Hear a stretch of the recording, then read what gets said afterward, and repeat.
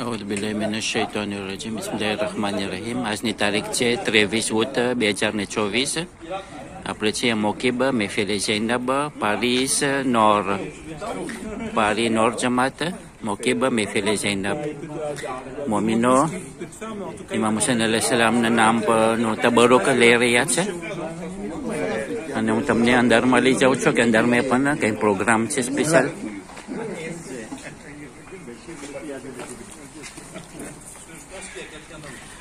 bénévole છે ખાદી મેં ઇમામ હુસૈન અલૈહિ સલામ બધું તૈયારી કરી રહ્યા છે સમોસા છે નેમ છે પિઝા છે કબાબ દેખાય છે બોસણ છે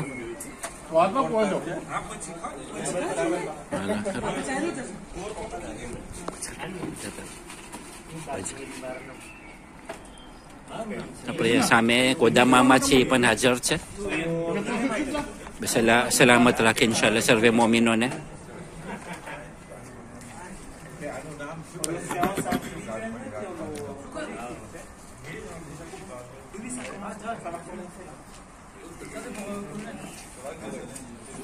ગઈકાલે અહીંયા મહેફિલે ઝૈનબમાં ઓપ્ટિશિયન હાજર હતા કંટ્રોલ ડેવ્યુ કરતા હતા બહેરાવામાં અને જેના ચશ્મા મેલા હોય તેને અહીંયા સાફ કરતા હતા તે ગઈકાલે હતો ને અહીંયા બીજો પ્રોગ્રામ છે સલામ અલૈકુમ તાસીમભાઈ કંઈ શું પ્રોગ્રામ છે આજે બીજું સ્પેશિયલ આજે Alors આજે il y a une séance avec un kiné. D'accord. Salman Bati qui est assez connu dans le domaine. Il a aussi entraîné été kiné de sportifs professionnels. Et du coup là, il va donner des petits conseils justement par rapport au dos, etc., des idées d'exercice. Et puis il va répondre aux questions des personnes sur son domaine. D'accord. Donc on vous suit. On va essayer de voir qu'est-ce qu'il nous donne comme information qui peut être bénéfique pour les mominines parce que nous ici, des fois il y a des mauvaises postures et tout quand on travaille. Donc Inch'Allah, on aura des conseils pour que le dos il soit préservé, Inch'Allah. Allez, Bismillah, on vous suit.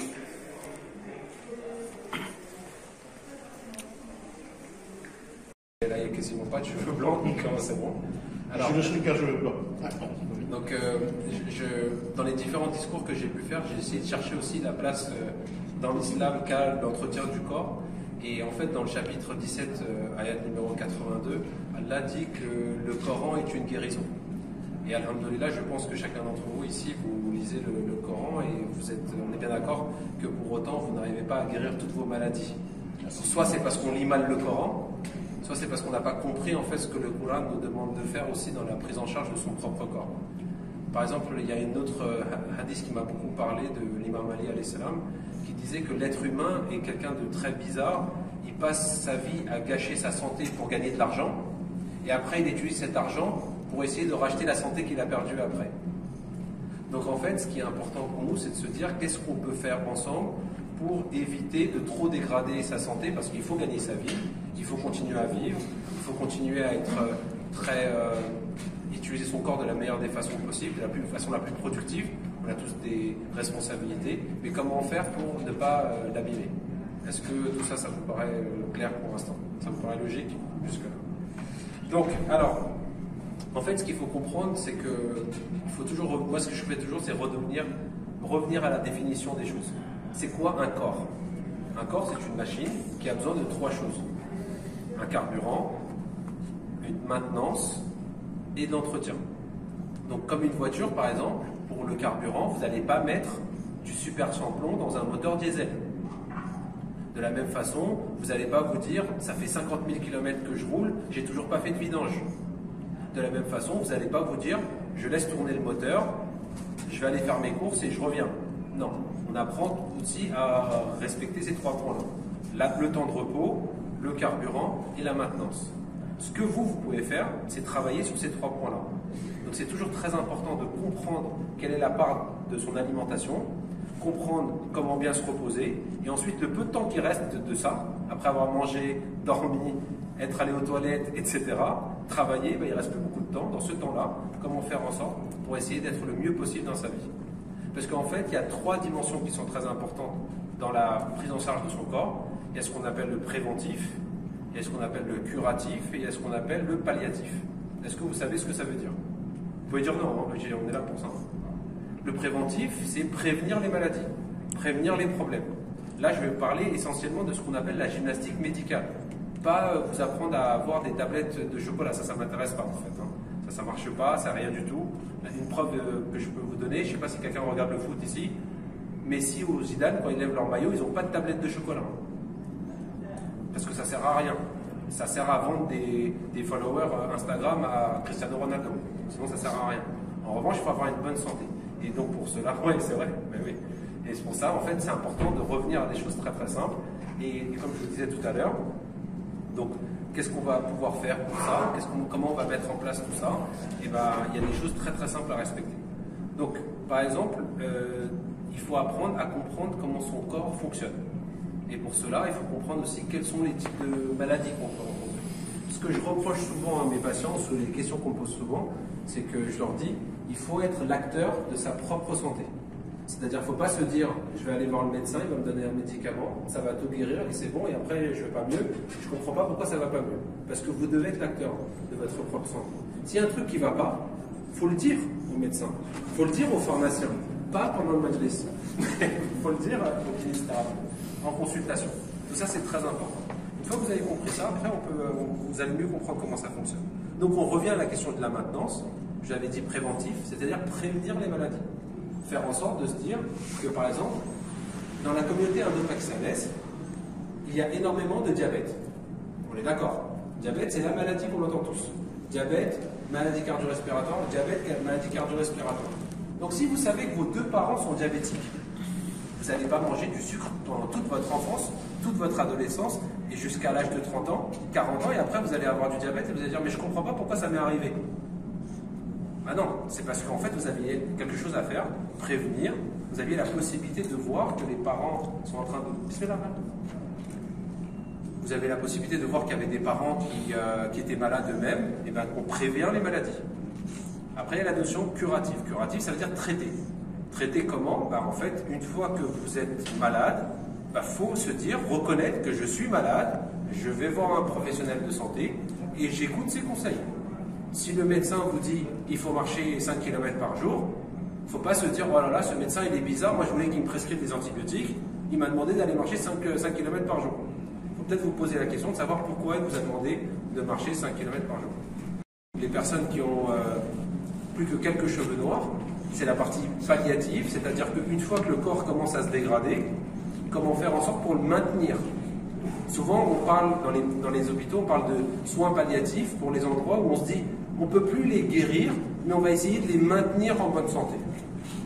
Parfois, il y a des gens qui arrivent à un certain âge, à un certain niveau de fatigue, ils ne sont plus en possibilité d'aller mieux, mais ils peuvent essayer de faire en sorte de ne pas aller moins bien. Et il y a plein d'exercices pour ça. Il y a ces différentes dimensions. Et chacun d'entre vous, vous allez vous retrouver à des endroits différents. Il y a des gens qui sont hyperactifs entre vous, il y a des gens qui le sont beaucoup moins. Il faut essayer de prendre... La question, encore une fois, c'est de savoir où est-ce que vous vous situez, chacun d'entre vous, dans cette partie-là. On est d'accord jusque-là, tout le monde suit? Alors, donc ensuite, la question qu'il faut comprendre, c'est je veux faire des exercices, je veux bouger mon corps, mais à quoi ça me sert? Parce que chacun d'entre vous, vous arrivez avec des prêts... Il y en a qui disent je veux faire des exercices parce que je veux faire la marche de Al-Baïn.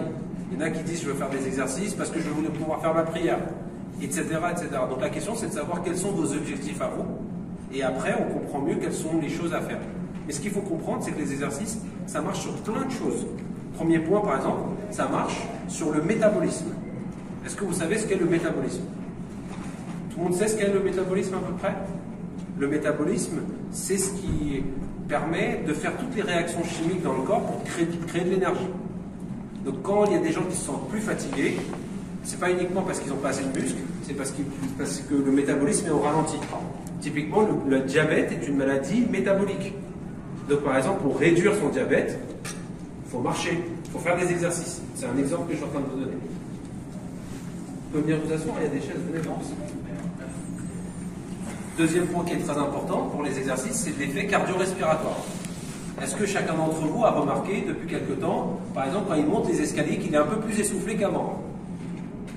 Parfois, c'est parce qu'on manque un peu d'exercice. Donc refaire un peu d'exercice, on est en retard, il y a un métro qui arrive, on court un peu, et en plus on a chaud. Donc là, ça veut quand même dire qu'il y a quand même un problème au niveau de la respiration. Donc les exercices, ça sert à ça aussi. Troisième point très important, qui paraît qu'on ne connaît pas beaucoup, mais le faire des exercices, c'est prévenir les cancers aussi. Parce que le cancer, c'est une maladie des cellules qui se fatiguent, qui commencent à produire des mauvaises choses, des toxines. Donc quand vous commencez à bouger, plus vous bougez, moins vous allez avoir ce type de cellules et moins vous avez de chances de développer des cancers. C'est la dimension qu'on appelle ostéo-articulaire. Plus vous allez bouger, plus vos muscles, plus vos articulations, plus les différentes parties de ce qui fait la mécanique vont aller bien. Alors après, il y a toujours ce problème-là. Il y en a, je vais leur dire, faites des exercices, ils vont commencer à faire un marathon. Évidemment, ce n'est pas ce qu'on demande. Il y a des personnes, on va leur dire, faites des exercices, ils vont monter 3 fois sur les jambes, et vont me dire, ça y est, c'est bon, je suis fatigué, là on s'arrête. Donc il y a un juste milieu, parce que chacun d'entre vous, vous êtes à un niveau d'entraînement différent. Il y en a, je vois très bien, qui peuvent faire un peu de sport. Il y en a, on leur donne de faire du sport, surtout en plus, dans les communautés indo-pakistanaises, il suffit de regarder les Jeux Olympiques. L'Inde, 1,2 milliard de personnes. Il y avait combien de personnes aux Jeux Olympiques? 150. Ils étaient combien dans la délégation? Ils étaient 50? 150. 150. La France, 60 millions, ils étaient combien dans leur délégation? Donc il y a un moment, en fait, le rapport au corps et au sport, dans nos communautés, c'est pas exactement inscrit encore. Donc ça, c'est important aussi de comprendre et de défaire certaines habitudes par rapport à ça. J'espère que je ne vous choque pas en disant des choses comme ça, mais c'est important de le savoir quand même. Donc après, la question qui revient toujours et que tout le monde me pose, c'est, bon, bah, dans ce cas-là, en fait, qu'est-ce qu'on peut faire? C'est vrai. Qu'est-ce qu'on peut faire pour se bouger, pour se sentir mieux? Qu'est-ce qu'on peut faire au quotidien? Et bien en fait, il y a 4 dimensions qui sont très importantes, qu'il faut respecter absolument pour pouvoir se mettre en place des exercices pour bouger son corps. Est-ce que vous avez des idées? Allez, qu'est-ce qu'il faut, quelle est la première chose à respecter pour faire des exercices? Allez, quelqu'un, venez n'importe qui. Il n'y a pas d'erreur. Il faut arrêter de manger les gras. L'alimentation. Deuxième point. Mais avant l'alimentation, qu'est-ce que vous faites le plus dans votre vie? Marcher? Non. Non, dormir. Dormir, merci. Qu'est-ce que j'ai dit? Une machine, il faut qu'elle ait le bon temps de repos. Vous savez combien de temps vous allez dormir dans votre vie? Non. Plus d'un tiers. Parce qu'un tiers, c'est 8 heures, parce que toi, tu es adulte. Je te tutoie, on se connaît. Mais si tu as des enfants, tes enfants, ils dorment combien d'heures par nuit? 8 heures. Quasiment 12 heures. Donc pendant presque 10 ans, ils vont dormir la moitié de leur vie. Et ensuite, quand tu vas arriver vers la fin de ta vie, de nouveau, tu vas basculer à dormir 6-7 heures parce que tu ne vas pas y arriver, tu vas te lever pour Fajr, etc. Tu vas redormir, et après l'après-midi, tu vas refaire une sieste. Donc les personnes âgées, elles dorment 10 heures, peut-être par même 12 heures par jour. Donc en fait, vous avez passé 40% de votre vie à dormir. Pas parce que vous n'avez rien envie de faire, c'est parce que votre corps a besoin de dormir, a besoin de se reposer. Mais la question que je vais faire un sondage rapidement. Combien de personnes le matin se réveillent et ont l'impression d'être reposées? 2 sur 23, pardon, sur 25 à peu près. C'est pas normal. Donc ça veut bien dire ce que ça veut dire, c'est que votre sommeil, il n'est pas réparateur. Donc la première chose que vous voulez faire avant de faire des exercices, il faut essayer de comprendre pourquoi votre sommeil ne fonctionne pas. Est-ce que je me couche trop tard? Est-ce que je me réveille trop tôt? Est-ce que je ne respecte pas mon sommeil? Est-ce que je regarde trop les écrans? Est-ce que Il y a plein de questions que vous pouvez poser et c'est important de revenir à la base. Je sais que ce n'est pas la partie la plus agréable de la conversation, mais ça commence par ça. Parce que le problème que nous, le conduit, c'est taxi. Oui. Le problème pour nous, c'est la conduite et le téléphone. L'écran. Et ça nous fatigue tellement. Et bien c'est pour cette raison qu'il faut apprendre à connaître son sommeil. C'est-à-dire que, par exemple, votre sommeil à vous, c'est pas le même sommeil que votre voisin qui est juste derrière, c'est pas le même sommeil que la personne qui est juste derrière. Vous, dans votre cas, c'est pour ça qu'on me dit, bah alors dans ce cas-là, je dois dormir combien de temps? Et vous, vous faites pas le même métier que lui. Si vous travaillez de nuit, par exemple, je vais pas vous dire, reposez-vous entre 22h et 6h du matin. Parce que dès qu'on essaie un peu, si on dort parce que c'est clair, on est suffisant. Eh ben, je vais vous donner un truc très simple. Essayez de comprendre une chose très importante par rapport au sommeil. Le sommeil, il est coupé en cycles de 1h30, 2 heures à peu près. Ouais. Ça, peut-être que tout le monde le sait maintenant. Ça se sait de plus en plus. On a des cycles 1h30, 2 heures, 1h30, 2 heures, 1h30, 2 heures. Vous savez combien de temps on repose, on répare pendant ces 2 heures-là? 10 minutes. Tout le reste, c'est un sommeil paradoxal. C'est un sommeil où en fait on est en train de flotter. Et en fait, à la fin, les 1 minute qui reste, on rêve. On rêve que pendant 1 ou 2 minutes, hein, dans chaque cycle. Donc quand vous avez l'impression de faire des rêves, qui dure hyper longtemps, vous avez l'impression que vous avez traversé tout Karbala. Ouais. Et vous êtes revenu, ça a duré 1 minute. La plus importante, c'est les 10, 15, 20 premières minutes. Par exemple, dans votre cas, faites des siestes de 10, 15, 20 minutes. C'est hyper reposant, ça relâche le corps, ça relance le métabolisme que les gens en fait ont tendance à sous-estimer. Donc on a parlé de l'alimentation.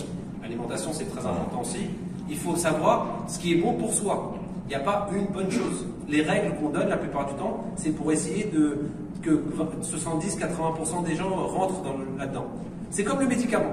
Le médicament, quand vous prenez un médicament, il faut savoir qu'il n'y a que 70 à 80% des gens qui sont réceptifs à cette molécule. Donc ça veut dire qu'il y a bien 20 à 30% de personnes qui ne sont pas réceptifs à ça et qui font que... C'est comme chacun d'entre nous, par exemple, quand on a du mal à faire les prières à l'heure, on va nous dire « Oui, récite telle sourate ». On le fait et on n'y arrive toujours pas. Pourquoi? Parce que parfois, on ne rentre pas dans la majorité. Il faut apprendre à se connaître. Le plus important, c'est de savoir. Et votre corps, il vous le dit vite. Hein. Parfois, vous mangez un grec, vous vous sentez mal, c'est pas pour rien. C'est pas parce que le grec était pas bon. C'est parce que le grec, c'est pas bon. C'est pas pareil. Et c'est un exemple que je vous donne. C'est pour plaisanter un petit peu, pour détendre l'atmosphère. Mais c'est important de son rééquilibrage alimentaire, de le faire soi-même. Troisième point très important, c'est inscrire des rituels, en fait, d'exercice. La plupart du temps, le problème des exercices, c'est que les gens font quoi? Ils disent, ah, ça y est, je suis motivé, l'été arrive, il faut que je rentre dans mon chemin commis, il y a un mariage qui arrive, etc., etc. Donc ils font plein d'exercices, arrive le moment, ils lâchent le moment, et ils reprennent le poids, ou ils reprennent les fatigues, etc., qui viennent après. Le problème principal, c'est d'inscrire des rituels. C'est un exemple que je donne à tous mes patients. Quand vous allez voir le dentiste, et qu'il vous fait un détartrage, ça vous est tous arrivé, est-ce que vous vous dites en sortant de là, ah bah c'est bon, je n'ai plus besoin de me brosser les dents? Personne ne se dit ça. On se dit, bah non, c'est bon, il m'a fait un détartrage, j'ai plus besoin de me brosser les dents. Au contraire, votre dentiste, il va dire, à partir de maintenant, il va falloir vous brosser encore plus les dents qu'avant. Et bien pour le corps, la kinésithérapie, c'est exactement la même chose. Si vous avez des problèmes, vous avez des tendinites, vous avez des douleurs de dos, vous avez des problèmes aux pieds, vous avez quoi que ce soit, vous faites traiter. Après, vous avez un rituel d'exercice à installer dans votre vie. Pas longtemps, hein. 5 minutes, 10 minutes, le matin, le soir, pas plus que ça. Ça suffit. Moi, ce que je préconise, c'est un peu le soir et un peu le matin. Les gens font souvent le matin. Moi, je préconise le soir au coucher. Vous savez pourquoi le soir au coucher? Est-ce que vous avez une idée? Parce qu'en fait... La nourriture ou... Pas que pour digérer. Alors, c'est une idée, mais c'était pas ce que j'allais amener. C'est qu'en fait, le problème qu'on a, chacun d'entre nous, c'est qu'on a des vies qui sont quand même sédentaires. On reste dans la même position. Et le problème, c'est pas la posture, c'est le manque de contre-posture. Si vous passez 8 heures à être comme ça à un bureau en train de faire ça, le corps, il enregistre que vous, votre vie, c'est de faire ça. Donc il va plus prendre la tête à développer les muscles du dos pour vous redresser. Parce que le corps, il n'a pas le temps de se faire ça. Il s'adapte à votre corps. Il vous enferme de plus en plus dans votre posture. Donc le point le plus important, c'est que si vous faites une contre-posture, c'est-à-dire faire des exercices qui vont dans l'autre sens, au moment où vous allez dormir, vous allez mieux dormir. Vous allez mieux réparer votre corps. Vous allez mieux éliminer les toxines, etc., etc. Tout ce qu'on a abordé depuis tout à l'heure. Donc, c'est pour cette raison qu'il faut installer un rituel. Les faire régulièrement. Commencez par faire 1 minute par jour. C'est pas grave. On s'en fout. Vous n'avez rien à prouver à qui que ce soit. La seule personne à qui vous devez faire du bien, c'est vous-même. C'est pas parce que votre femme, elle va dire « Ah, avec 1 minute, tu vas voir, tu vas pas maigrir. » Tous ceux qui sont mariés, là, vous entendez ces discours-là? Bah non, ça sert à rien. C'est pas grave. Si tu veux, toi fais 50 minutes, moi laisse-moi faire 1 minute par jour. Vous commencez progressivement. Alors c'est l'inverse, hein. Parfois c'est les femmes qui font des régimes et nous on dit mais non, mange avec nous.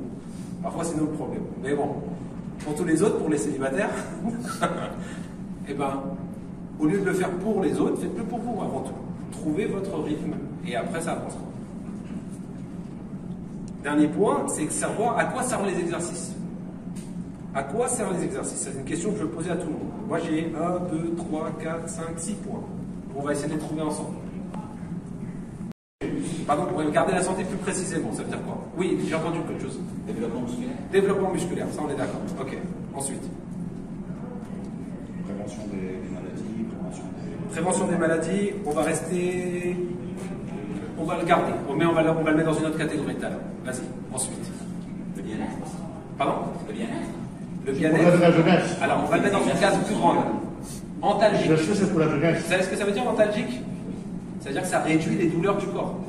Parfois, vous vous réveillez les matins, vous êtes toute la journée, vous avez mal là, j'ai mal là, je comprends pas, j'ai mal ici, monsieur le kiné. Mais c'est parce que vous bougez pas assez. Plus vous bougez, moins vous avez mal. C'est automatique. Plus vous faites d'exercice, plus vous produisez une hormone qui s'appelle les endorphines.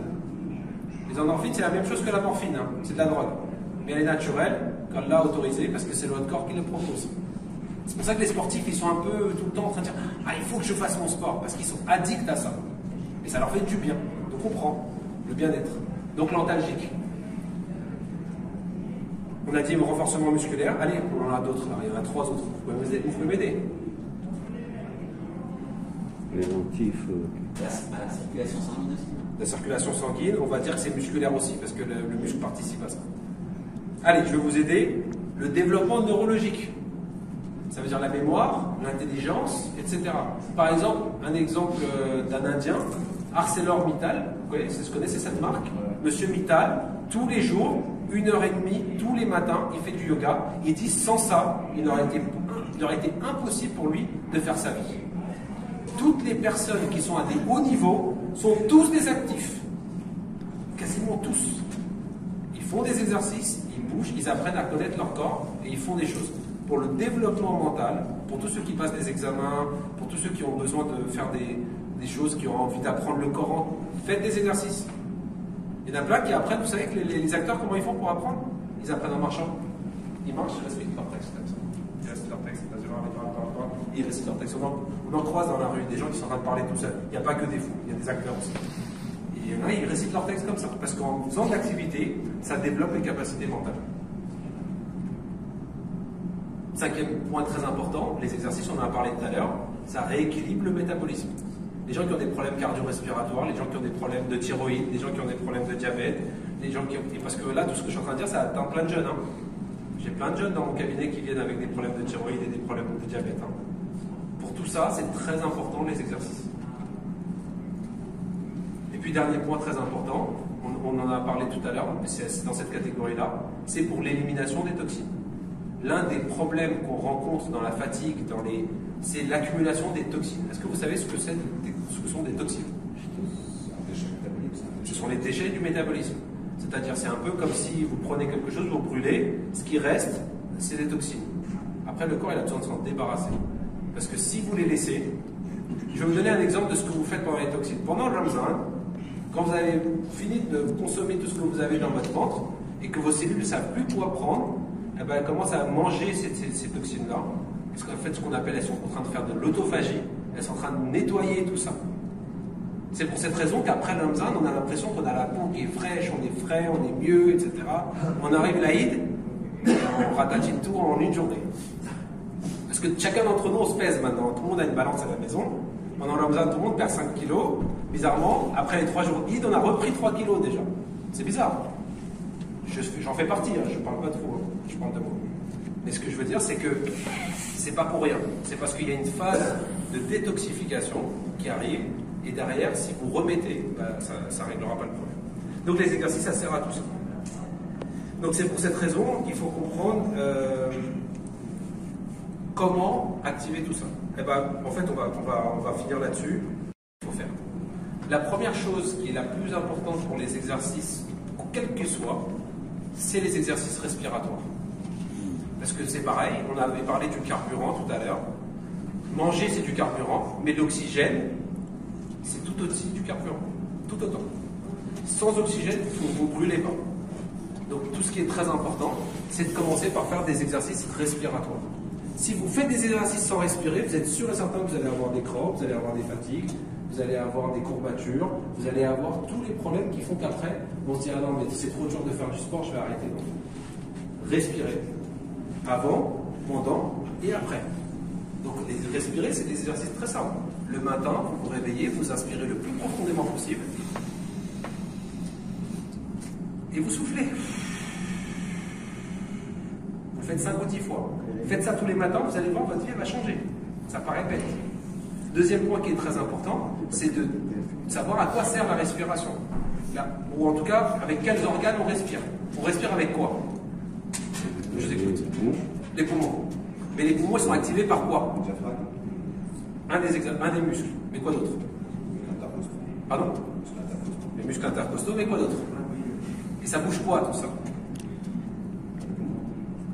Pas que. Parce que les intercostaux, ils ne sont pas insérés sur les poumons. Ça bouge la cage thoracique. La respiration, vous savez comment ça fonctionne? C'est un ballon de baudruche à l'envers. En fait, les muscles tirent sur la cage thoracique, ça ouvre le ballon de baudruche, il y a de l'air qui rentre. Par dépression. Donc en fait, quand vous respirez, pour tous les gens qui ont des problèmes de dos, parfois, bien respirer, ça règle une partie des problèmes de dos. C'est sûr et certain que si on reste concentré parce qu'on a un truc à rendre et on est sur son ordinateur et on respire plus, et ben en fait, on ne fait que s'enfermer dans sa posture. Respirer règle une grosse partie des problèmes. Ça paraît bête, hein, c'est pas très. On a l'impression que je vais arriver avec des exercices extraordinaires, il faut se mettre sur un pied, une main et comme ça, et on règle tous les problèmes. Ça marche pas, ces trucs-là. Il faut arrêter avec YouTube. Donc, moi, on croyait qu'il y a une confusion qu'on ne bouge pas trop. Oui. C'est à cause de ça aussi que ça arrive. Le collègue de Eh ben, c'est combat pas qui que- joue pas. eh ben, malheureusement, c'est pas que ça. Parce qu'en fait, tous les taxis n'ont pas mal au dos. C'est pas vrai. Il n'y a que ceux qui le disent. Et en fait, si vous faites un Hayat pour régler mon problème, mais sauf qu'en fait, ils font rien pour que le problème n'apparaisse pas. Et ils veulent qu'un Hayat vienne ou un doigt vienne régler le problème. Bah, pour le corps, c'est exactement la même chose. Il n'y a pas d'exercice miracle qui vont tout guérir comme ça par. C'est pas le Zalit de l'imam en fait, un exercice. Non, moi, je croyais que Juste comme pour il terminer était là-dessus, si bloqué. tu me permets. Non, Non, mais c'est non. important parce que, juste pour terminer sur cette idée, les exercices vont venir appuyer dans ce sens-là. Ça ne va pas régler le problème. Comme tu l'as dit, tu t'es retrouvé à moins bouger, tu as eu le Covid, tu as pris du poids, ceci, cela. Si tu enlèves tout ça et que tu as encore des problèmes de dos, bah là, c'est peut-être lié à la posture. Mais si tu n'enlèves pas ça, comment tu peux savoir quelle est la part du mécanique et quelle est la part du métabolique? Justement, c'est ce que j'ai vu. Pour les personnes, en fait c'est important pour tout le monde en réalité. Les assouplissements.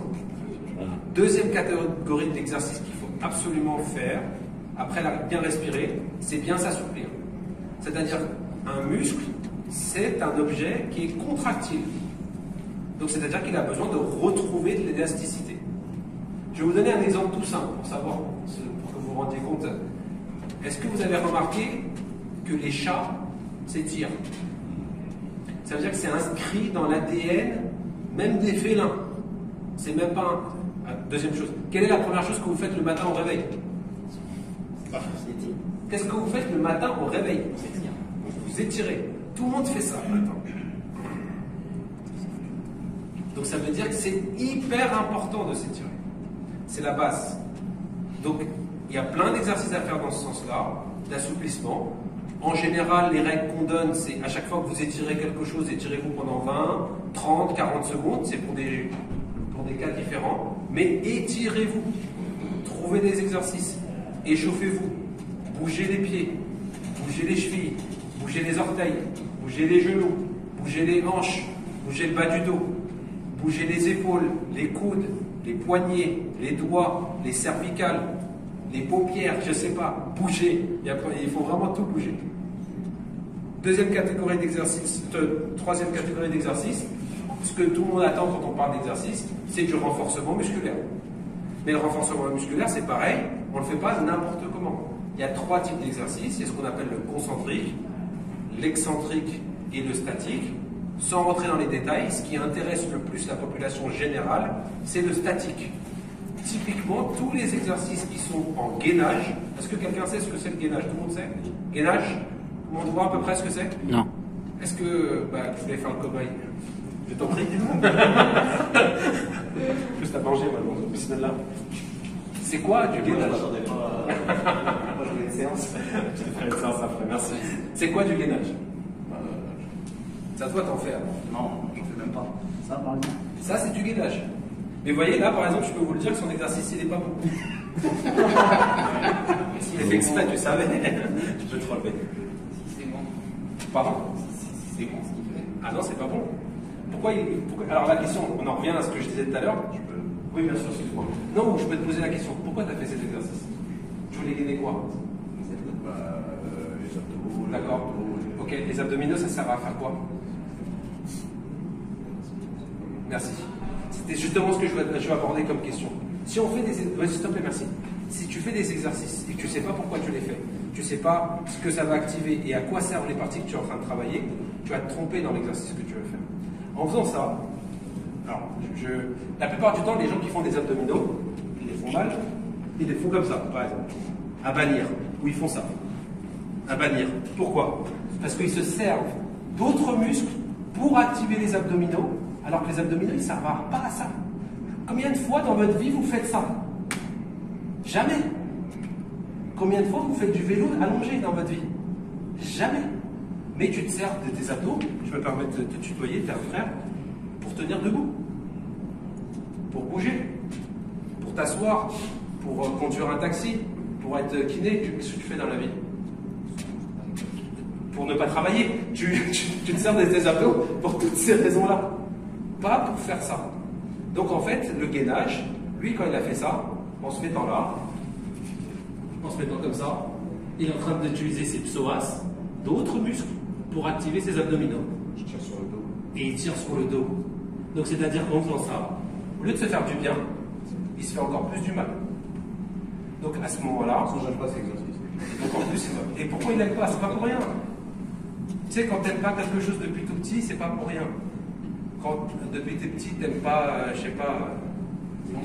les épinards, merci. Chokasag, je sais pas, tu vois. C'est pas pour rien. C'est parce que ton corps, il le rejette aussi. Ce qu'il a dit, c'est la position de la planche et ça avait l'air d'être bon, quoi. Enfin, Mais parce qu'en fait, YouTube te dit ça. Les profs de sport te disent ça. Mais si eux, ils l'utilisent pour renforcer leur psoas, c'est très bien comme exercice. Mais toujours poser la question de savoir pourquoi je fais ce que je fais. La question, c'est de savoir pourquoi. L'outil, il viendra. Tu le trouveras toujours. Après, pour les abdos, Ah, comme ça? oui, ouais. Alors, c'est pareil, tu le fais par diffusion. Mais si tu faisais le même gainage, ne serait-ce qu'en relevant un peu les fesses et en serrant ta respiration, bien, je t'en prie, refais. On en reparle.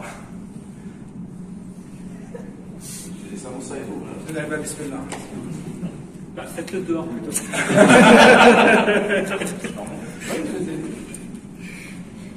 Donc en fait, en faisant ça, déjà il décharge son dos, il se fait plus mal.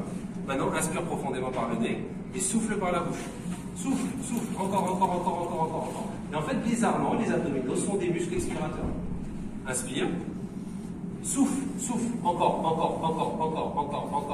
et ça commence à trembler le nez. C'est pas parce qu'il n'est pas fort, c'est parce qu'il est costaud le garçon, ça se voit, moi je me bats pas avec lui. Hein. Je ferai pas une bagarre avec lui. Inspire. Et souffle fort. Allez, remonte un peu. Souffle, encore. Là, ça commence déjà à trembler, tu peux relâcher. Et ça suffit. Le but, c'est pas de l'épuiser, c'est de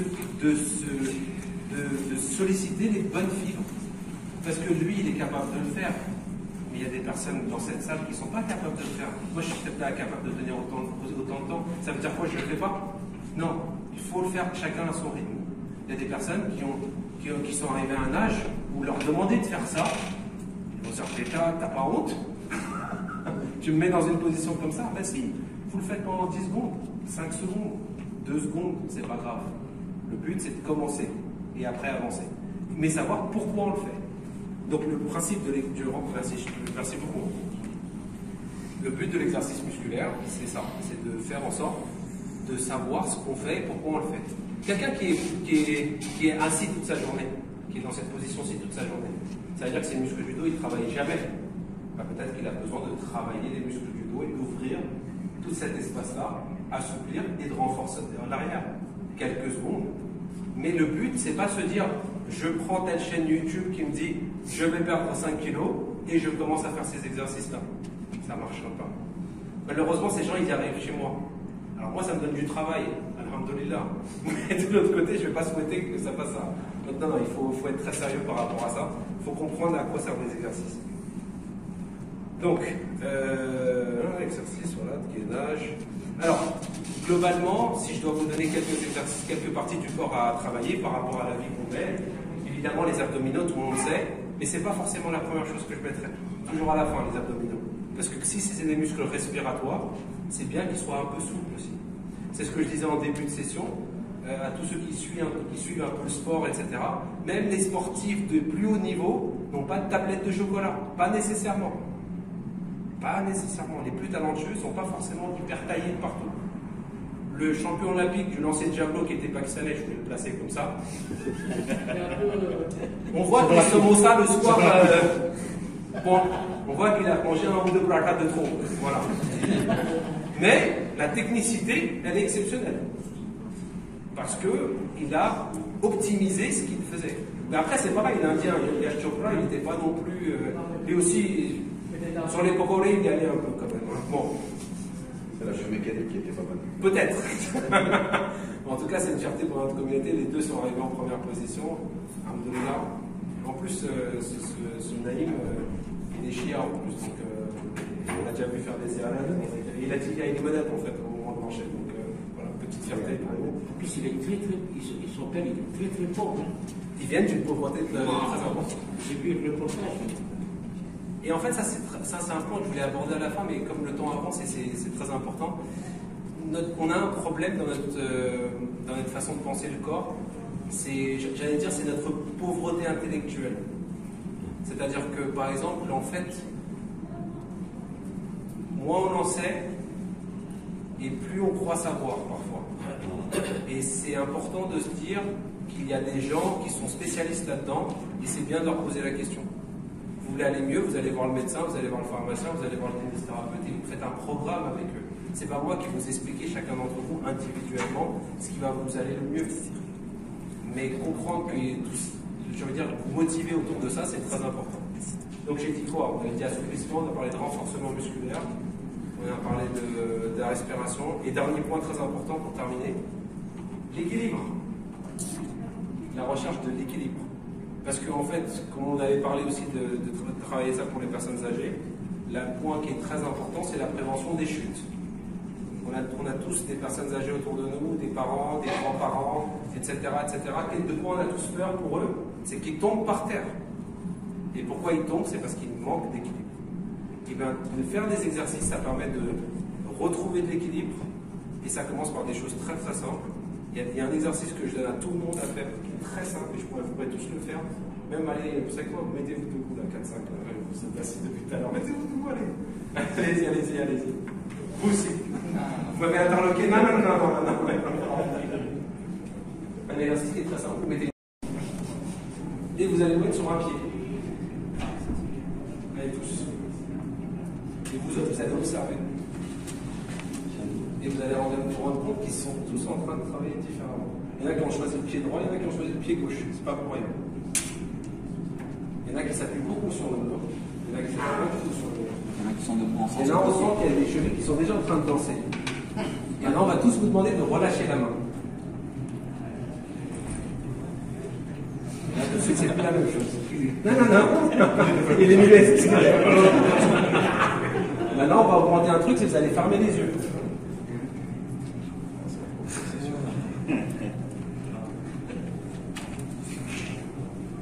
Et les deux qui sont en train de se tenir, vous allez reciter sous la Fatiha dans votre tête. Et voilà, c'est fini. Donc, c'est pas pour un période de morale, je vous applaudirai. Mais ce que je veux dire, c'est qu'il est terminé sur quelque chose d'un peu plus léger. C'est de se dire que finalement, des personnes qui ont à peu près 40, 35 ans, 30 ans d'âge, finalement, dès qu'on les met un peu en difficulté, vous avez vu comment l'équilibre peut partir. Donc imaginez nos personnes âgées, qui ont 70 ans, qui ont 80 ans, qui ne voient pas bien, qui ont des problèmes de santé, qui ont peut-être des hypoglycémies, qui ont des problèmes cardiaques. Alors, en fait, les aider à travailler leur équilibre, c'est hyper important pour qu'ils puissent bien prier, bien s'asseoir avec nous et être le plus longtemps avec nous possible. Merci. Merci. Combien de temps il faut faire à peu près? 20 à 30 secondes, les deux pieds. Les deux pieds. On a dit tout à l'heure qu'on n'a pas choisi mais en fait, on se met tous sur notre pied fort en premier.